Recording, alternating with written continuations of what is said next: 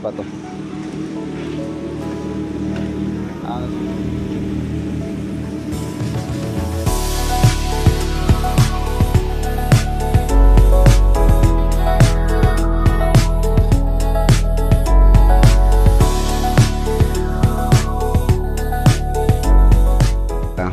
Gusto na may-ari yung pong kaniraming naangat. Puti nandito yung mga tropa.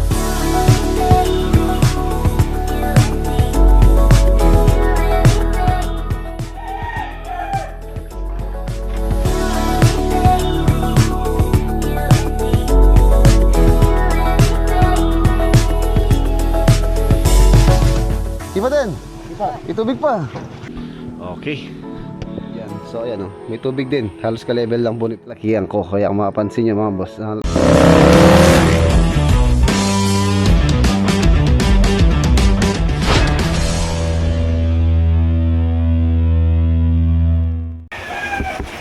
Good morning. Ayan mga boss, maulan. Maulan na umaga.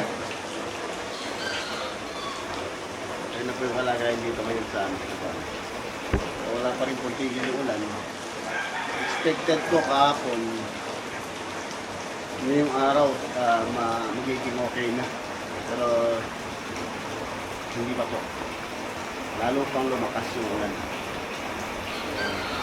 Yun po yung kalagayan dito sa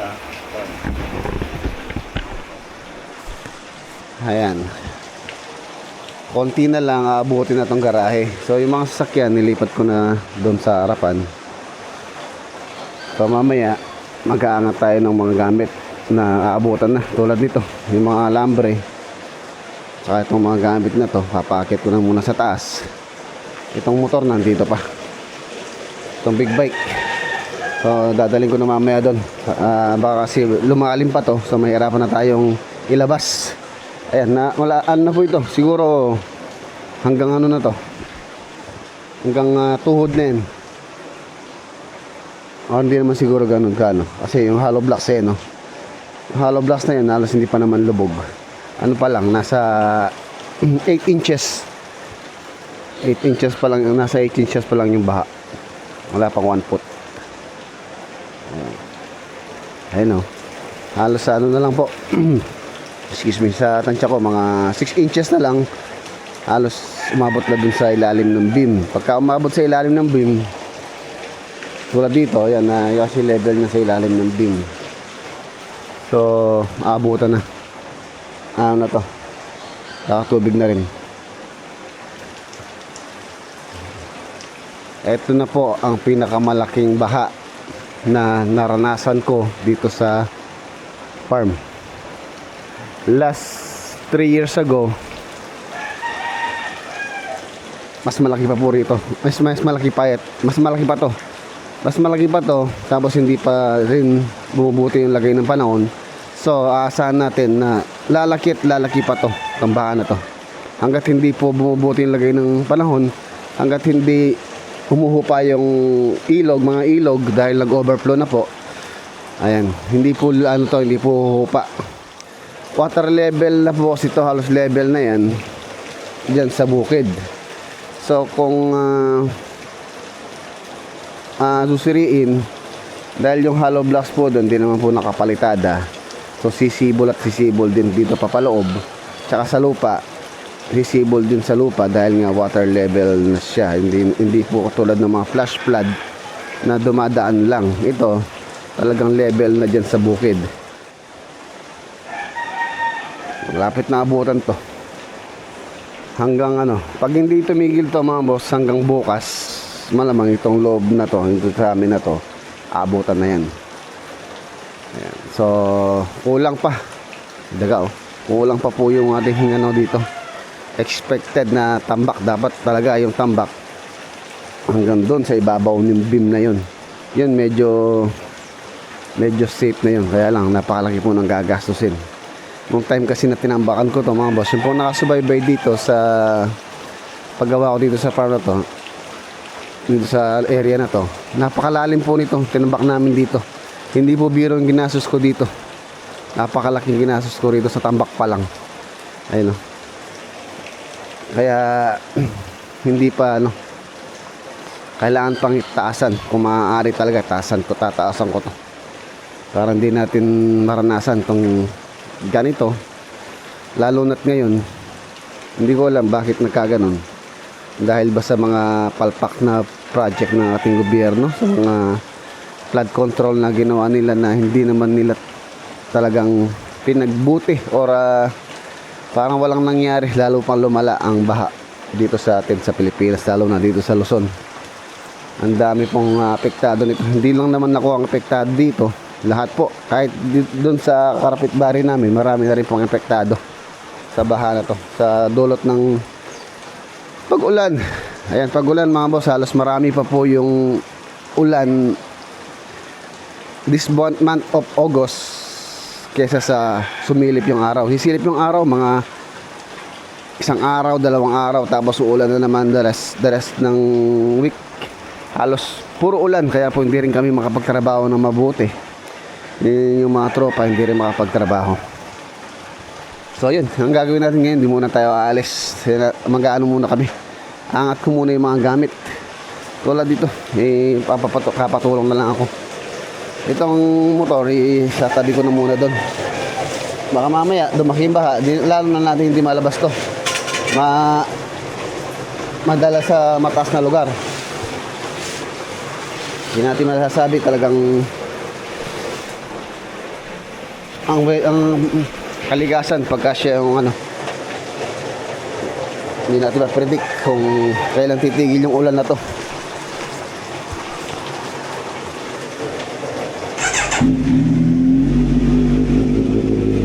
Lalabas ko lang, mababaw pa naman dito. Makakadaan pa siya dyan habang kaya pa.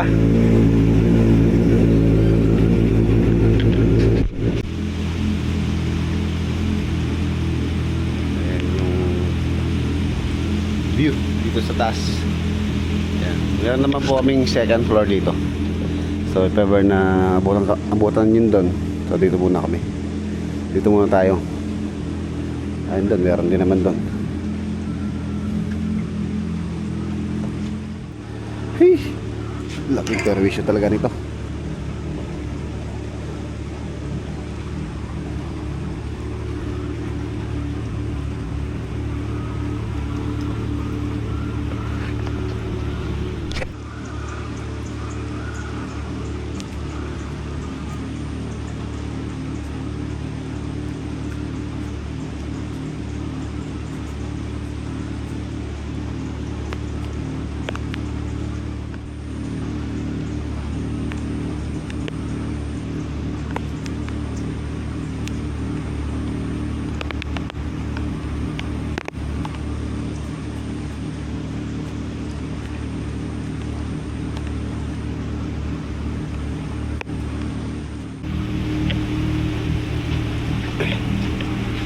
Mixer, dito pa yung mixer.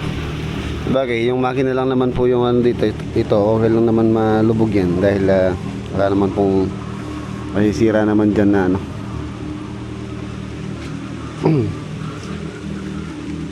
So ito naman, mataas pa to. Alas ito yung sa ibabaw ng beam Yan. Mataas pa naman to.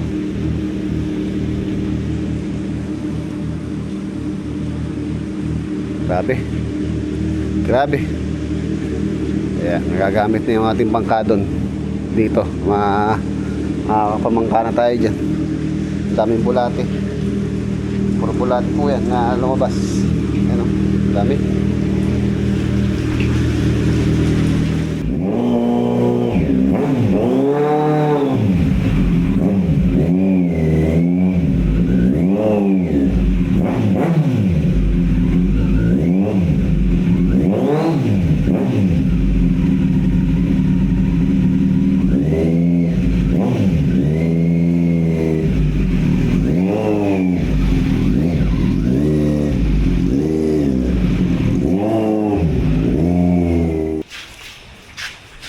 Ayan mga boss, kailangan na mayangat to kasi magdire-diretso pa yung ulan.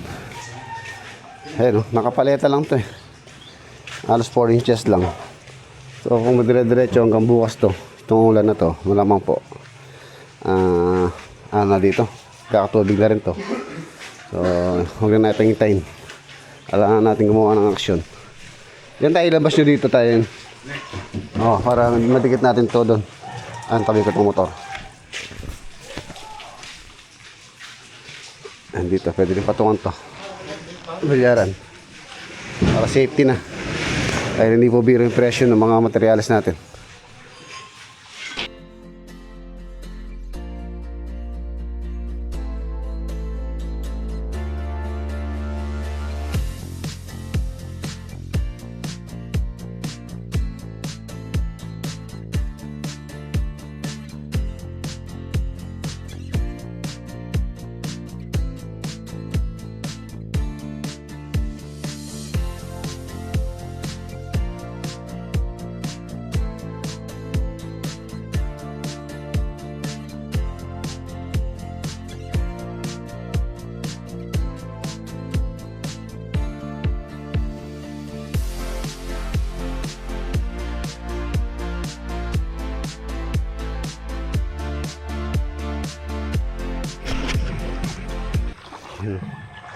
Tingnan natin yung ano doon. Tingnan ko paleta. Alam ko may paleta pa dito. Para patungan ng mga gamit.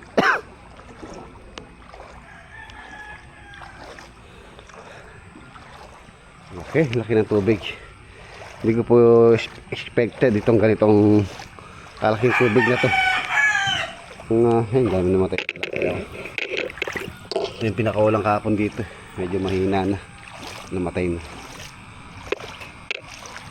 Yung anong huli namin kahapon na medyo buhay pa, pinakawalan namin dito. Hindi pa naman lubog yung yung net. Mamaya pupuntahan ko yung net na nilagay namin doon. So hindi pa naman siguro nakakalabas yung mga pinakawalan ko dito.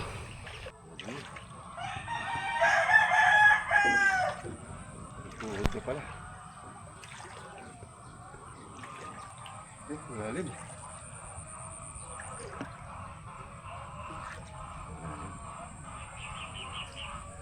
Lalim na. Yan yung kulungan ng manok.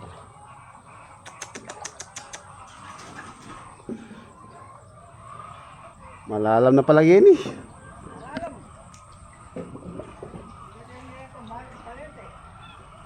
Yan sira-sira na eh. Sira-sira na isa. Parang nakapatong sa yero. Meron pa dyan, wala na. Wala na.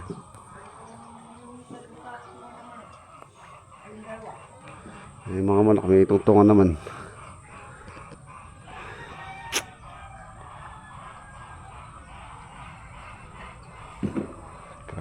Grabe tong baha na to.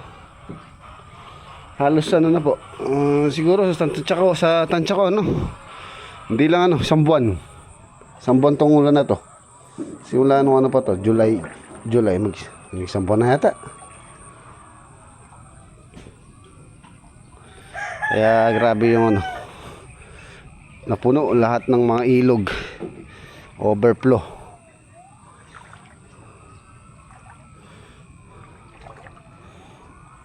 Unexpected. Naalala ko pala yung aircon doon.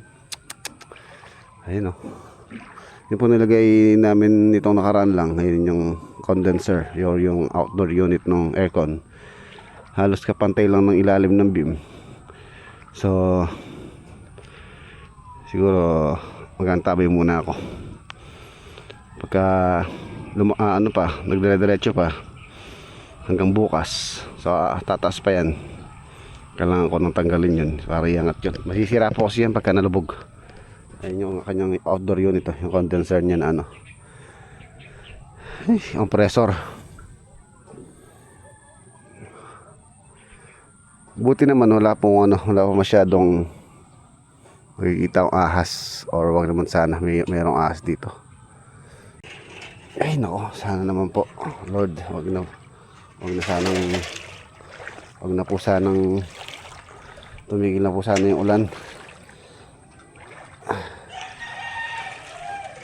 Stress na sa trabaho, stress pa sa nangyayari.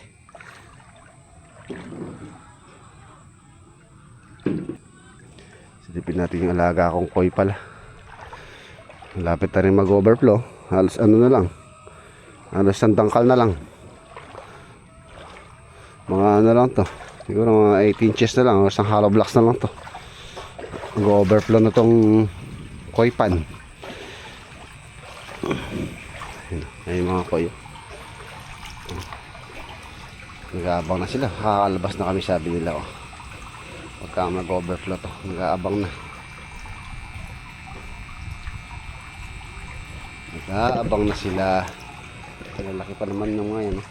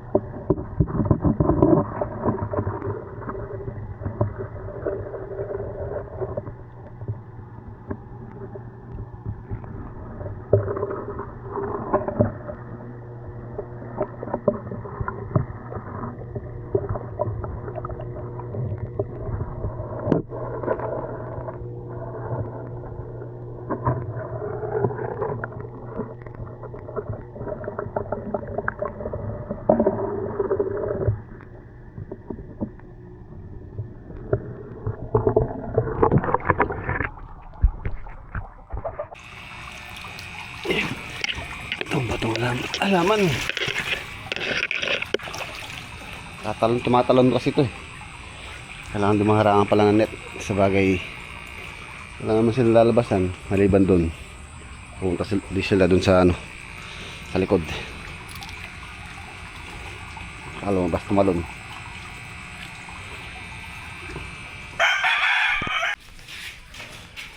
Napasok ko na rito pintuan sa ano, sa ano po yan, sa lubaw. Hindi pa rin po na-install yan dahil gusto na may-ari yung pong canopy doon. Matapos muna bago install yun. Hindi pa naman po nagagawa dahil nga medyo busy. Shoutout kay Ate Eri tsaka kay Kuya Ed. Ayun na, nakakangat na po. So yan lang naman yung medyo marami-rami naangat. Buti nandito yung mga tropa. Pasok ko na rin mga motor dito. So if ever na lumaki yung baha, madali na lang natin isalba o iangat, ilabas. Ayan o. Medyo makulimlim pa rin. Pabalik sa kapilita na po ah. Ang buhay sa bangka. Palita.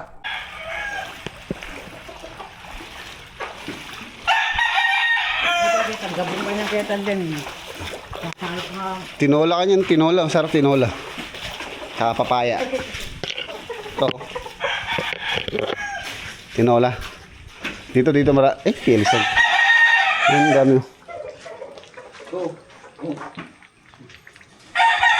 Yeah, sila mamingit. Tsaka yung ano, yung lambre na yan, paring naristas. Matawag ng babo.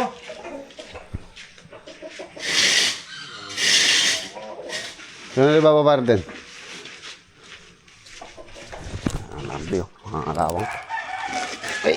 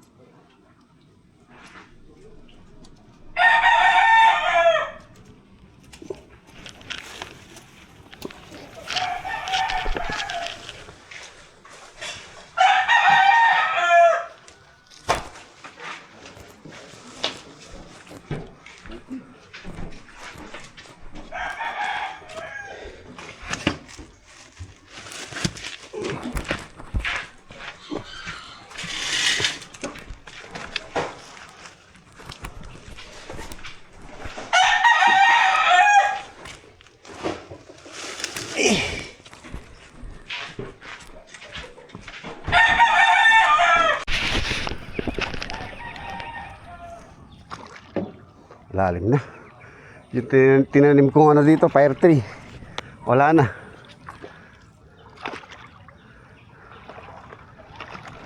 Lalim na. Hanggang ano na to. Ay, lalim.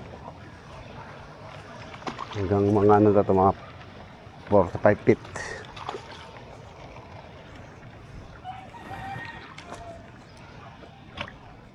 Hanggang dibdib. Hanggang dibdib na. Oh, taas pa naman pala. Taas pa naman pala tong ano, tong net. Halos taas ng beam. Taas pa.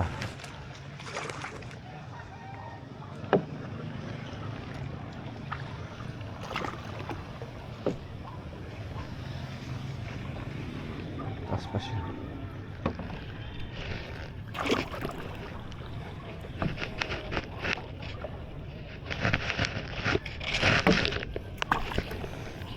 Natin konti itong dito, medyo mababa na. Isang ulan na lang hanggang bukas, kadire-diretso pa po yan. Malamang mag-overflow na rin yan. So talagang ganyan. Bahala na si Papa Jesus kung ano yung balak po niya.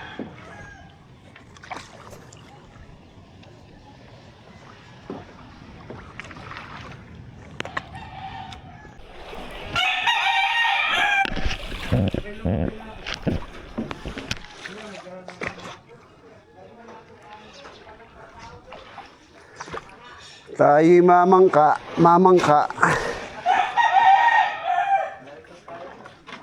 Ano? Ayan mga boss, dahil malakas yung ulan kanina, ayun na, umangat na. 3 years ago, hindi po umabot dito yung tubig. Halos hanggang dun lang. Ayan o, halos malaki pa siya ng isang CHB. Ayan, kalahati na lang o, nandun na sa ilalim. Tsaka ang ano niya mga boss, ano yan? Pinabili dito. Ano galing mo dun? Sana wag na umulan. Wag na po sana umulan hanggang kahit mga isang linggo man lang. At tinawala namin kanina. Ihawin namin.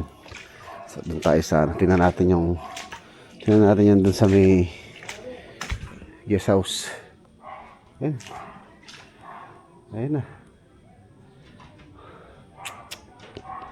Nakakapanlumo ang nangyari. So hindi pa talaga kailangan pang taasan yung tambak dito.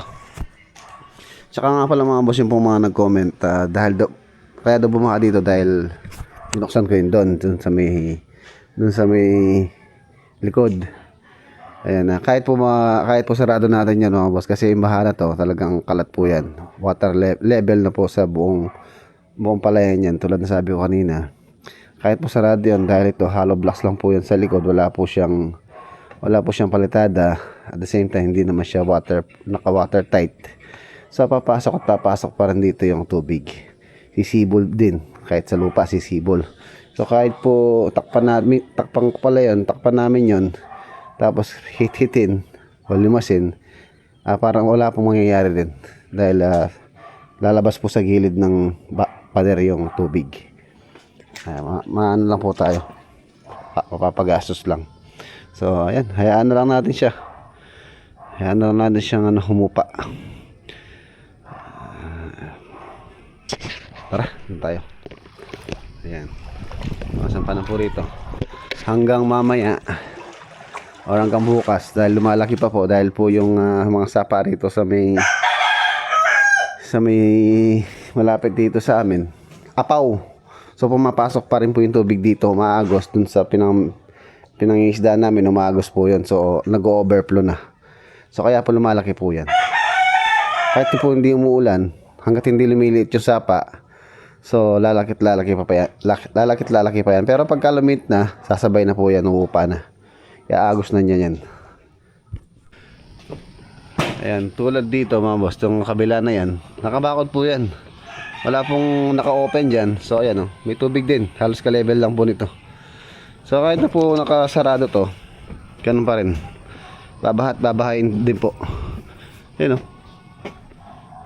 sa kabila. Sarado po yan. Close yan. Wala pong papasok yung tubig kung yung sinasabi nyo dahil bumaha dahil nakabukas to. Hindi po. Ayun yung baha. Ang laki. So yun. Ayun na siya.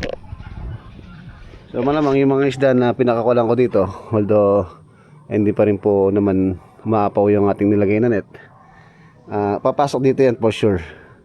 Yan, makikita natin dito yan. Bukas pagka umaraw, malamang meron mga isda na dyan. Actually meron na nga eh. Meron na ako nakikita naglalaro-laro dito ng tilapia eh. Oh, diba? Kahit nabahan naman na ganito mga boss, sanay na rin ako. Dahil kung hindi nyo na itatanong, doon po sa kabilang bahay namin, simula na maliit po ako, every year po gumagawa po kami ng tulay doon dahil yung bahay namin noon is malapit din sa ilog. So every year pagka bumabaha, gumagawa kami ng tulay. Kaya din mahilig din po ako sa mangisda dahil yun po yung kinalakihan ko. Kaya kung mapapansin nyo mga boss, talagang napakahilig akong mag-fishing. Nakalakihan ko na kasasama ko si tatay noon, si Lolo Boy. Si tatay ko po si Lolo Boy. So siya po kasasama ko noon na mangisda. Kaya ayan, kahit baha wala pong hindi po ako sabagay, medyo nai-stress lang ako dahil nga sa mga gamit mga gamit na pwedeng masira. So yan. Okay, sana bukas gumanda na yung panahon para makapagtrabaho na rin. Makapagtrabaho na rin po kami. Ayan mga boss, dito na po tatapusin yung ating vlog for today. Kita po tayo bukas sa next upload. Maraming salamat po. Paalam po. God bless.